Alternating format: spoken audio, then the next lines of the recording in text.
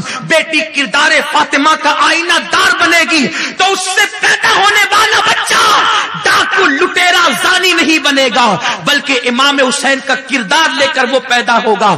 آج ضرورت ہے کہ بیٹیوں کو پھر 1400 سال پیچھے لوٹنے کی، لوٹو پیچھے 14 صدیاں پیچھے لوٹو پیچھے، صحابہ کے دور میں لوٹو، تابعین کے دور میں لوٹو، تبع تابعین کے دور میں لوٹو۔ یارو مجھے حیرت ہوتی ہے جس نبی نے عورتوں کو مسجد میں آنے سے روکا، حدیث پاک تو ہے اللہ کی بندیوں کو مسجد میں آنے سے مت روکو، لیکن ایک حدیث پاک اور ہے، اور اس طرح کی بہت سی حدیثیں۔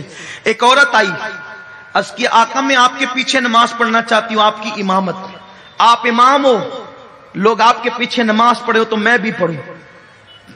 خدا کی قسم امام الانبیاء کی اقتدا جس کو مل جائے اس کی شان کیا ہوگی۔ آقا نے فرمایا اے عورت، میرے پیچھے نماز پڑھنے سے، میری مسجد میں نماز پڑھنے سے بہتر ہے کہ تو اپنے گھر میں نماز پڑھ۔ نبی پاک نے اپنی اقتدا اور اپنی مسجد سے بہتر عورت کی عزت کی خاطر گھر میں نماز پڑھنے کا حکم دیا۔ تو جس اسلام کے قانون نے عورت کو مسجد میں آنے کی بجائے گھر میں نماز پڑھنا افضل قرار دیا، اس مذہب کی عورتیں سنیما دیکھنے کہاں جاتی؟ سنیما گھر جاتی، مساج کرانے مساج گاہوں پر جاتی، سروں کو سوارنے بیوٹی پارلر میں جاتی ہے۔ یہ سب زنا کی طرف لے جانے والے راستے، بے حیائی کی طرف لے جانے والے راستے۔ آقا فرماتے ہیں عورت جتنا گھر میں رہے گی اس کی عزت ایسے ہی محفوظ رہے گی جیسے شیشی میں رہنے والے عطر کی خوشبو محفوظ رہتی ہے۔ عورت اسی جب باہر نکلے اس کی عزت بکھر جائے گی جیسے شیشی کا منہ کھلنے کے بعد خوشبو بکھرتی ہے۔ کتنا بھی طاقتور مرد ہو، شیشی کا منہ کھلے گا تو خوشبو بکھر جائے گی۔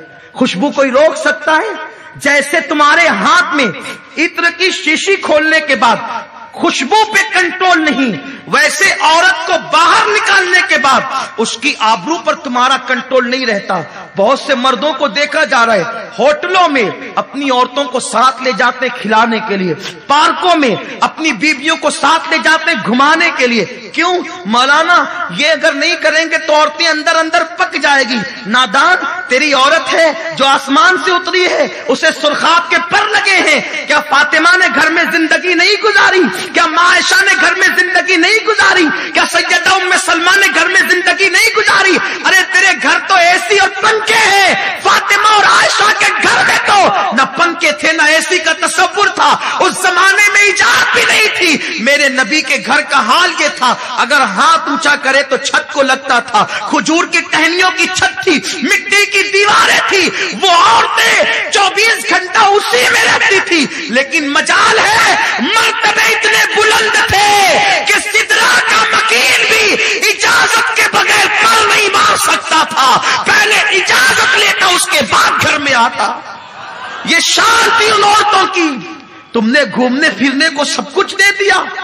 یاد رکھو میرے رسول نے فرمایا عورت کے لیے عیادت سے بہتر، میت میں شرکت سے بہتر، تعزیت کی محفل میں جانے سے بہتر اپنے گھر میں رہنا ہے۔ تعزیت عیادت کیا ہے؟ آقا فرماتے ہیں جب تم بیمار کی عیادت کے لیے جاتے ہو ہر قدم پر 1 سال کی عبادت کا ثواب ملتا ہے۔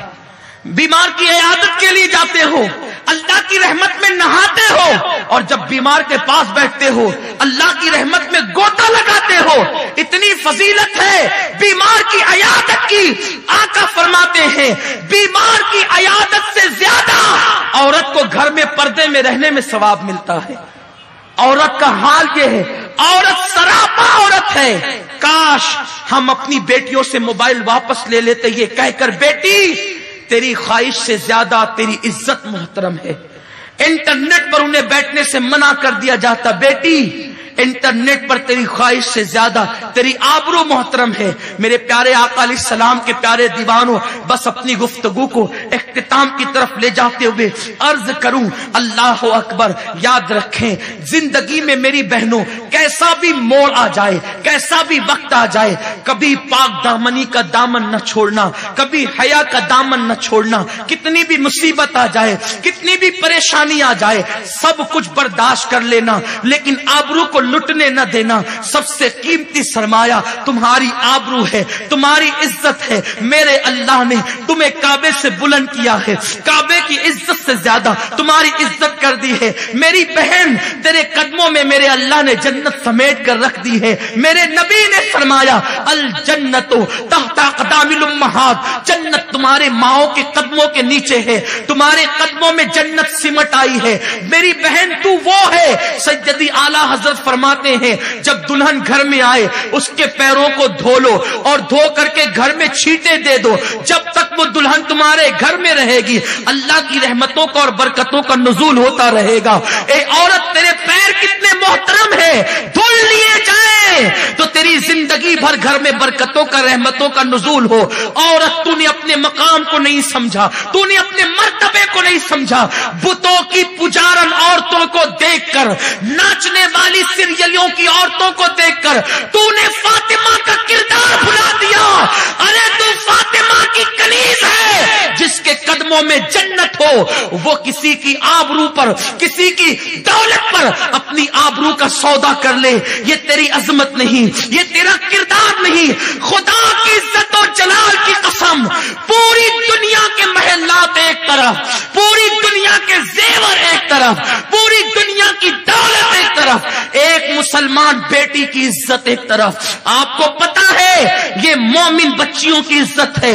دنیا تمہاری تعظیم نہیں کرے گی اگر تم اپنے آپ کا احترام نہ کرو، تم اپنے آپ کی تعظیم نہ کرو۔ ایک واقعہ کرنا چاہتا تھا اختتام پر اور گفتگو سمیٹنا چاہتا ہوں۔ امام یافعی رحمت اللہ تعالی علیہ ایک واقعہ اپنی کتاب میں لکھتے ہیں، بڑی مشہور بات ہے اور دل کے کانوں سے میری مائیں اور بہنیں سنیں۔ اللہ اکبر، حالات آتے ہیں بڑے خطرناک آتے ہیں، اللہ آزماتا بھی ہے، آزمائش بھی ہوتی ہے، لیکن یاد رکھیے ہمیں استقامت کا پہاڑ بننا ہوگا۔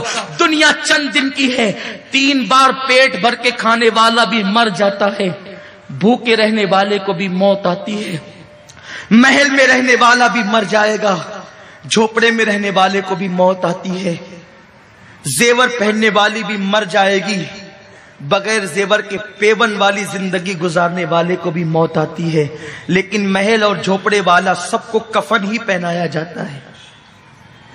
ایسا نہیں کہ زیور والی کو زیور کے ساتھ دفن کیا جائے گا، ایسا نہیں ہے۔ محل والے کو محل کے اندر دفن کیا جائے گا، ایسا نہیں ہے۔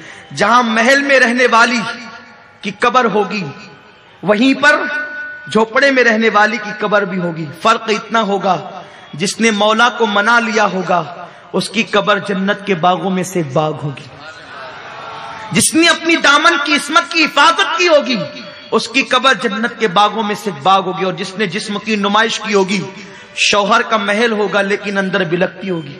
اور میری بہنوں ایک بات تمہیں بتا دوں، مالدار شوہر پر اترانا نہیں، زیور پر اترانا نہیں۔ کسی کا شوہر قبر میں ساتھ نہ گیا ہے نہ تمہارا شوہر ساتھ جائے گا۔ ہندوستان میں ایک جوڑے کو جانتا ہوں، لیکن ایک کی مثال دیتا ہوں جس نے محبت کا حق ادا کرنے کی کوشش کی ہے۔ بہت مشہور میاں بیوی ہے، شوہر نے حق ادا کیا محبت کا، کوشش کی، وہ شوہر ہے، اس کا نام شاہ جہاں ہے۔ لیکن آپ کو پتا ہے شاہ جہاں نے محل بنانا شروع کیا ممتاز کے لیے۔ ممتاز کے لیے محل بنانے کو کم و بیش 22 سے 23 سال کا عرصہ لگا۔ اس عرصے میں ممتاز مر گئی، جس کے لیے محل بن رہا تھا اس نے دیکھا بھی نہیں۔ لیکن حیرت ہوتی ہے، جو بیوی کے لیے تاج محل بنا ہے اتنا بڑا، اس زمانے میں جب تاج محل بنانے کی بات انجینئر سے کی تھی شاہ جہاں نے، اور اس نے ایک دم اخلاص کے ساتھ اپنی بیوی کے لیے بنانے کا ارادہ کیا تھا، تو انجینئر سے کہا تھا کہ کتنا بجٹ ہوگا، تو روزانہ کئی اشرفیوں کے تھیلیاں، بڑے بڑے تھیلے لے جاتا اور لے جا کر کے دریا میں ڈال دیتا، دریا میں ڈال دیتا، دریا میں ڈال دیتا۔ کسی نے آ کے شاہجہاں کا پیسے لے جا کے دریا میں ڈال دیتا ہے۔ شاہجہاں نے پکڑا، کیا ہے، میری دولت کو پانی سمجھا ہے؟ دریا میں ڈال دیتا ہے۔ نہیں، پانی نہیں سمجھا، بتانا اتنا چاہتا ہوں، میں نے تو آپ کے پیسے چھپا کے رکھے، کنکر اس تھیلی میں بھر کے ڈالتا تھا تاکہ آپ کو احساس ہو جائے جیسے دریا میں یہ ڈال رہا ہوں نا کنکر پیسے کی شکل میں، ایسے ہی دریا میں پیسے ڈالنے پڑیں گے جب تاج کھڑا ہوگا۔ اور 23 سال یا 22 سال کی قلیل مدت میں تاج بنا۔ آج بھی لوگ اس کو ملکوں سے دیکھنے آتے ہیں، لیکن مجھے بس ایک عبرت کی بات، جب میں گیا شاہجہاں کے قدموں میں کھڑا ہوا، ممتاز کے قدموں میں، شاہجہاں کے قدموں میں، اس نیت کے ساتھ، ایک مجدد کی ماں ہے، ایک مجدد کا باپ ہے، نیک لوگ ہیں، لیکن پھر بھی بادشاہ تھا، بیوی کے لیے ممتاز کا سنگھار اتنا تھا، میری قوم کی بچیوں کو نہیں پتا، دودھ سے اسے لڑکیاں نہلاتی تھی۔ ممتاز کی تاریخ یہ ہے، ہر دن اس کے لیے نئے حوض ہوتے تھے دودھ کے، اور جب وہ گھر سے باہر نکلتی تھی تو صدف کے اندر جو موتی پیدا ہوتا ہے سمندر میں، وہ موتی اس کے بالوں بال پروئے جاتے تھے۔ میں چیلنج کرتا ہوں، مجھے معاف کرنا بھاؤ نگر کے مالداروں، کتنے بھی مالدار ہو، اپنی بیوی کو وہ سنگھار نہیں دے سکتے جو شاہجہاں